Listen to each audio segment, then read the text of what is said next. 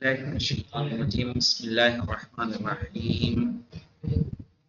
آج جو ہم تعریفات میں پڑھنے والے ہیں وہ ہے تعریف بالتشبیہ۔ کہہ رہے مما یلحق بالتعریف بالمثال ويدخل في الرسم الناقص ايضا التعریف بالتشبیہ۔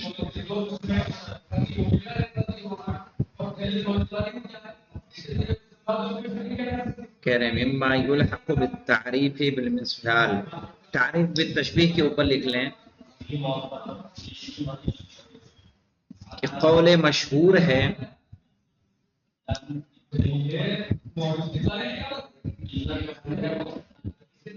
ان الاشیاء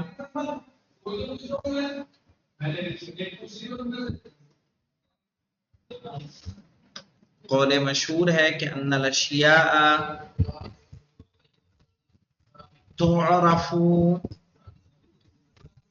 بنظائرها،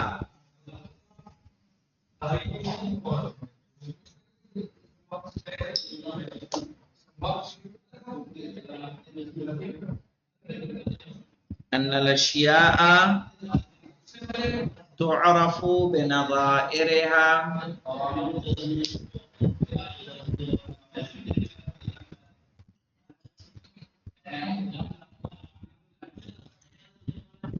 ٹھیک ہے،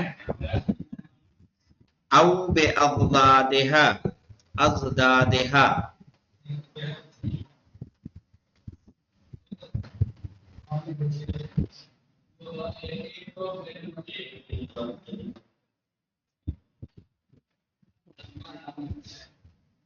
تعرف الاشیاء بنظائرها او اضدادها، یعنی چیزوں کو یا تو ان کی نظیر سے پہچانا جاتا ہے، نظیر جانتے ہیں مثالیں ان جیسی چیزیں، او باضدادها یا اس کے ضد سے پہچانا جاتا ہے۔ مثلا اگر دن نہ ہو تو کیا رات کی پہچان ہو سکتی ہے؟ صحیح ہے، دن اور رات کا فرق کیوں سمجھ میں آتا ہے؟ کیونکہ دونوں ایک دوسرے کی کیا ہیں؟ ضد ہیں۔ کالے اور سفید کا فرق کیوں سمجھ میں آتا ہے؟ کیونکہ دونوں ایک دوسرے کی ضد ہیں۔ سمجھ میں آ رہا ہے؟ تو تعرف الاشیاء بنظائرها او اضدادها، صحیح ہے نا، یا تو ضد سے یا اپنی مثال، اپنی جیسی نظیر سے پہچانی جاتی ہے۔ مما یلحق بالتعریف بالمثال، کہہ رہے جو چیز ملحق ہوگی تعریف بالمثال سے، وَيَدْخُلُ فِي الرَّسْمِ النَّاقِصِ أَيْضًا، اور رسم ناقص میں بھی داخل ہوگی۔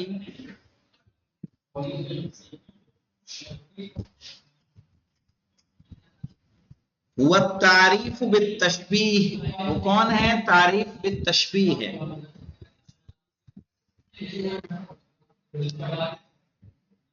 کیا ہوتا ہے تعریف بالتشبیہ؟ اس کی تعریف کیا ہے؟ کہہ رہے ہیں وَهُوَ أَن يُشَبِّهَ الشَّيْءُ المقصود تعریفہ، کہ آپ اپنے مقصود شے کی تشبیہ دیں جس کی تعریف کرنا چاہتے ہیں،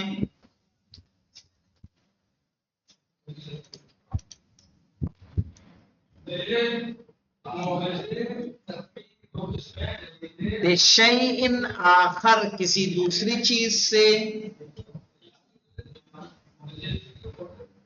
لِجِہَةِ شَبْهٍ بَيْنَهُمَا، اس لیے کہ ان دونوں کے درمیان ایک جہت شباہت پائی جاتی ہے۔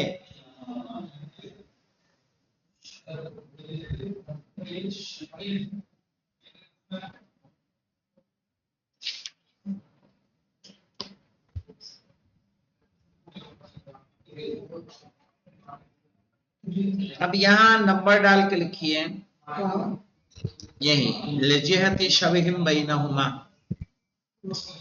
کہ یہ بات معلوم ہونی چاہیے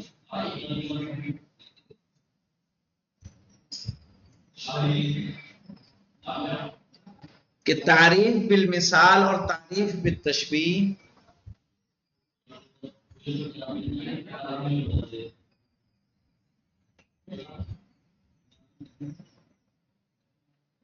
کیا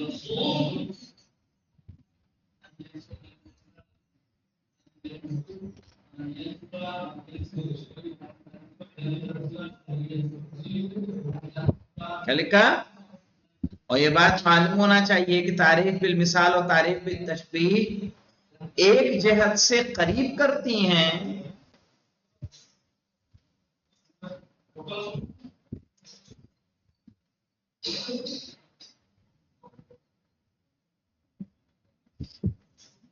لیکن کئی جہات سے دور کرتی ہیں۔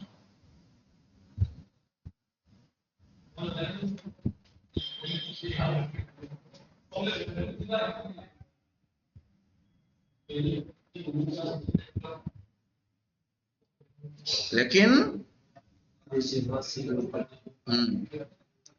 اسی لیے متعدد بار ذکر کیا جاتا ہے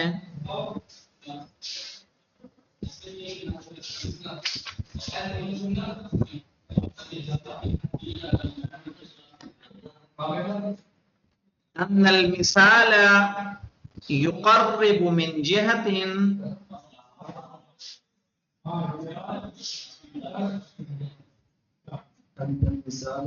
يقرب من جهة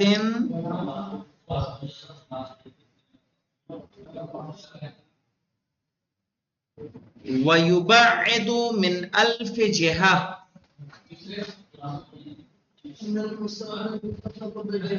من جهة ويبعد من ألف جهة،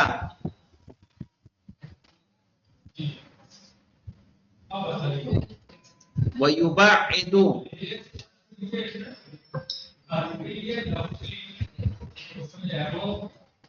من ألف جهة.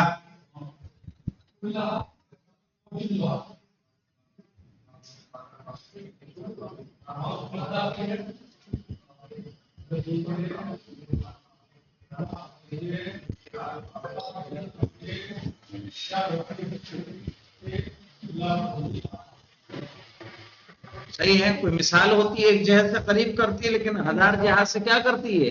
دور کرتی ہے۔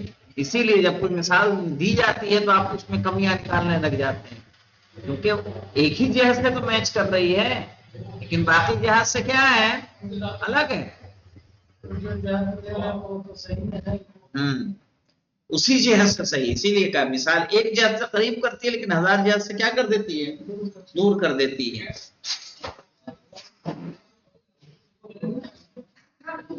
اب یہاں دیکھیں مولانا، على شرط ان يكون المشبہ به معلوما عند المخاطب، اس شرط کے ساتھ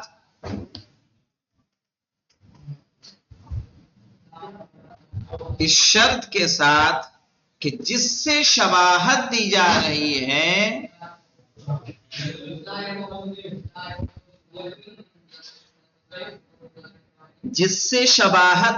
رہی ہے اس کا مخاطب کو معلوم ہو۔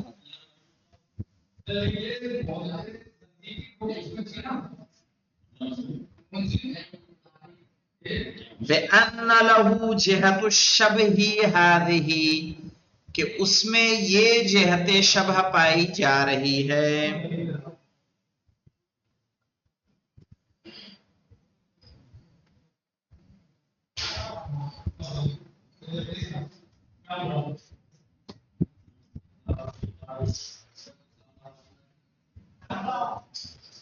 جہت الشبہ ہذہ کے بعد لکھیں کہ اگر معلوم نہ ہو،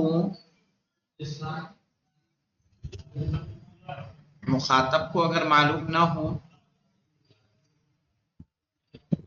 تو تعریف بالتشبیہ کا کوئی فائدہ نہیں ہے۔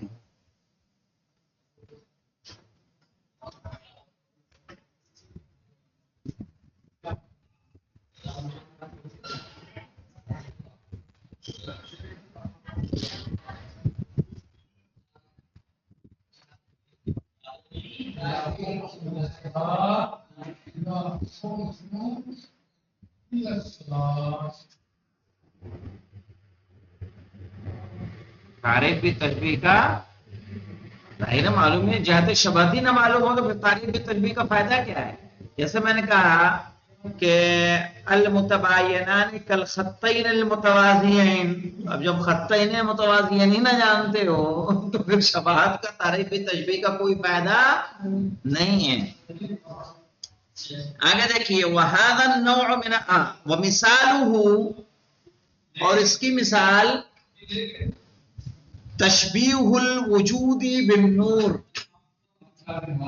صحیح ہے، وجود کی شباہت کس سے؟ نور سے۔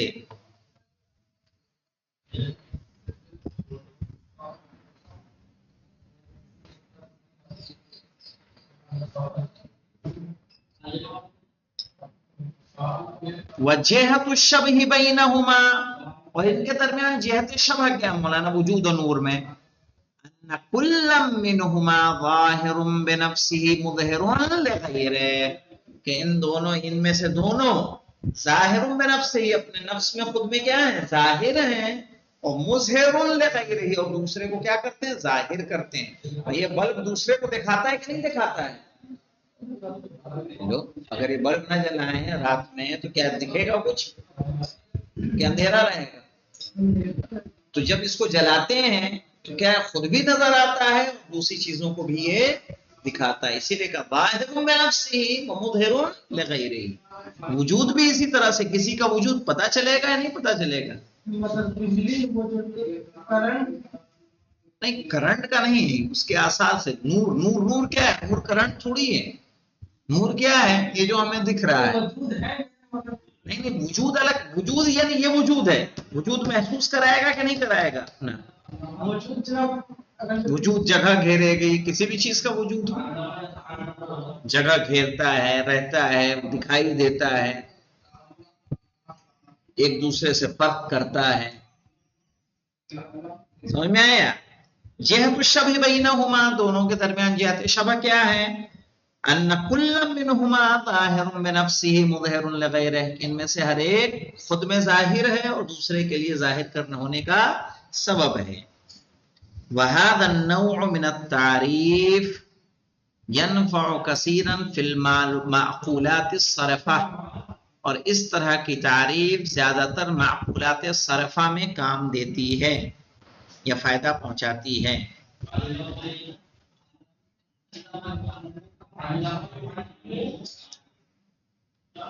معقولات صرفہ کہتے کس کو؟ دیکھیں، لکھ لیں، یعنی ایسے مفاہیم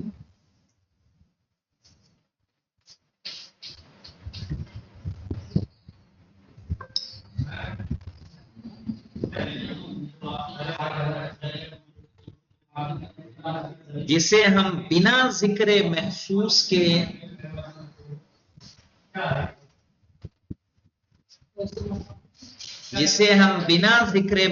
کے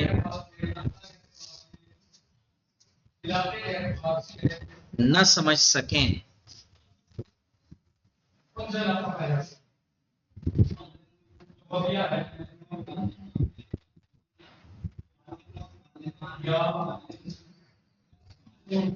انہیں کیا کہیں گے؟ معقولات صرفہ۔ عندما یراد تقریبها الى الطالب، جب طالب علم کے لیے اسے قریب کیا جاتا ہے تشبیہها بالمحسوسات، محسوسات کی شباہت کے ذریعے یا محسوسات کی تشبیہ کے ذریعے۔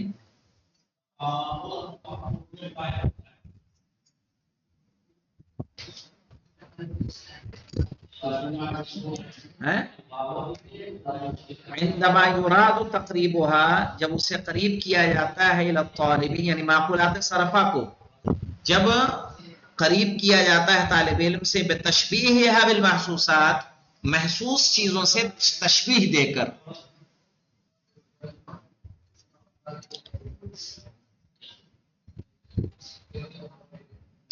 لأن المحسوسات إلى الأذهان أقرب، اس لیے کہ محسوسات ذہن سے قریب ہوتے ہیں، جنہیں محسوس کر سکتے ہیں، دیکھ سکتے ہیں۔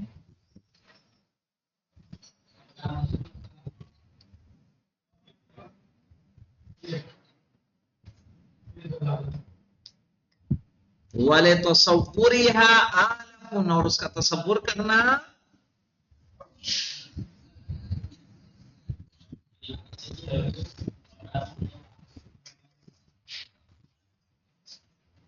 اس کے لیے محبوب ہوتا ہے. آلف یعنی معلوف ہونا یعنی محبوب ہونا. لکھ لیں کوئی مشکل نہیں ہے.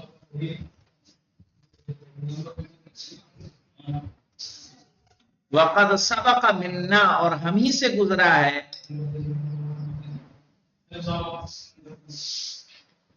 تشبیہ کل من نسب الاربع بامر محسوس تقریبا لها. صحیح ہے کہ نسب اربع میں سے ہر ایک کو ہم نے قریب کیا کس سے؟ امر محفوظ سے. ہم نے عموم خصوص مطلق کے لے کہا جیسے حیوان اور کیا طائر.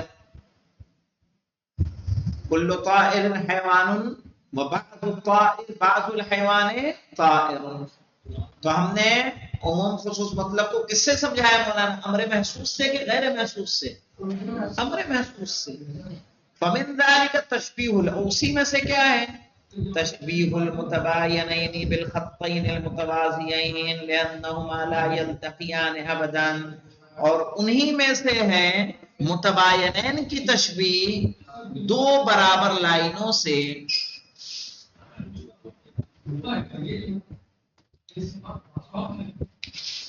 لأنہما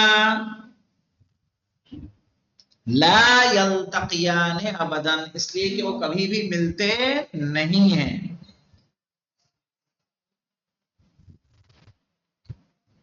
ومن هذا الباب، اور اسی باب میں سے یعنی تعریف بالتشبیہ میں سے المثال المتقدم وهو تشبیہ الوجود بالنور، گزری ہوئی مثال یعنی وجود کی شباہت نور سے.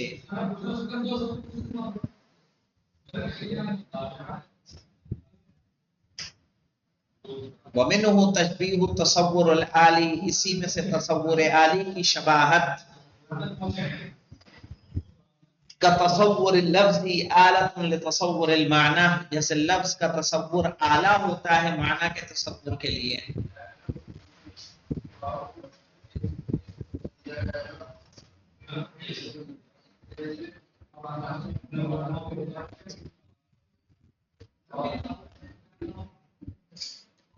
اور اسی طرح سے وہ مولانا وبالنظر الى المرآت، شیشے کی طرف دیکھنا،